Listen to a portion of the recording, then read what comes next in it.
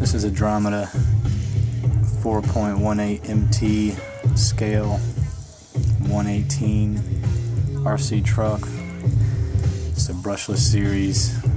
Price for this truck was $149.99 at the local hobby shop. It's a pretty quick vehicle out of the box. Everything on it is pretty much plastic. There's really nothing aluminum about it except for a couple of the ball joint brackets on the front and back, and then also for the inside for the stock shocks there. But pretty decent vehicle. I've already had a couple of issues with the steering servo wanting to twitch. Issues in the stock setup. It seems it wants to kind of twitch the wheels, and it just kind of twitches them like this, and sometimes locks them up when it's driving, and it can actually dart off in one direction. It seems to be having an issue, but I've already contacted Dromida on that, and they seem to be coming in to replace that, replace a few parts via mail here. So I got to send them a receipt showing proof of purchase, and I should be getting hopefully a new ESC unit here, and maybe a new steering servo as well, hopefully, to try to replace that. But as of right now, it's, like I said, a pretty decent truck. I'll go ahead and, like I said, show you guys a video of it driving around with it being in the setup that it is under now, and that way you guys can kind of see what it is. And then got a few other parts as well.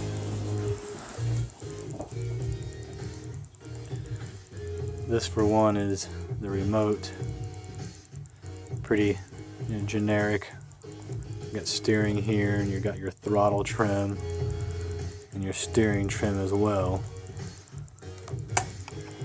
And then you also have your controls here to be able to do your steering reverse normal or your throttle reverse normal, and the sensitivity of both your throttle and your steering.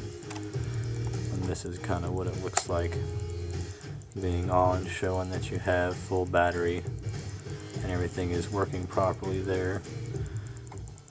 And this is a 2.4 gigahertz system, so it's the newer, updated technology, and you can drive as many vehicles as you want to together and not have any issues.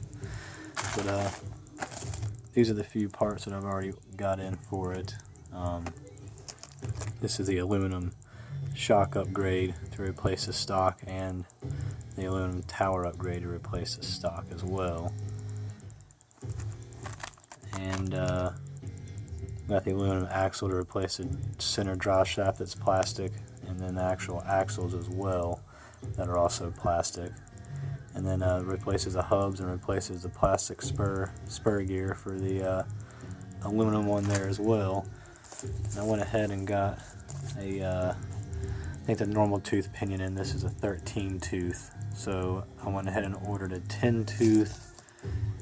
I think the stock one actually was a 12 tooth, so I went ahead and ordered a 10 tooth and then a 13 tooth, just to kind of see what they do difference wise. A couple of easier body pin clips to put the little pull pins on them there. You guys can see that. That way you can kind of pull the pins on and off easier. And then actually the aluminum chassis brace to help reinforce the under part of the chassis there. So I'm going to go ahead and drive the car around and let you guys kind of see what it's like. Other than that, I also got a LiPo charger and a Dromida LiPo series battery upgrade, and I can show you guys that here in a second. And this is a stock charger that it comes with. Like I said, it's just a regular NIMH battery that comes with the vehicle, and a little kind of charging monitor there to be able to kind of tell you what's going on with your battery. Like I said, I went ahead and upgraded to the LiPo. And here is the LiPo charger working here. It's got, like I said, the Dromida series LiPo charger, LiPo battery, and you actually had to order these gator clips here that would be able to allow it to hook up properly to the battery. The stock one that it comes with, I believe, is a regular Traxxas series clip, and like I said, it doesn't work with the Dromida series, so you have to make sure you order this part as well. But like I said, this is the Duratrax battery charger. It's a 2-cell LiPo.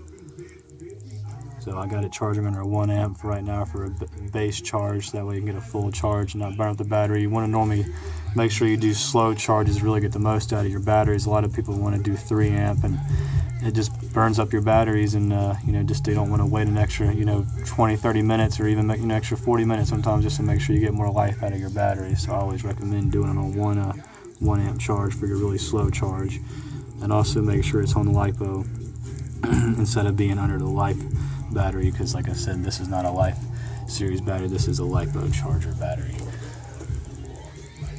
So I'll go ahead and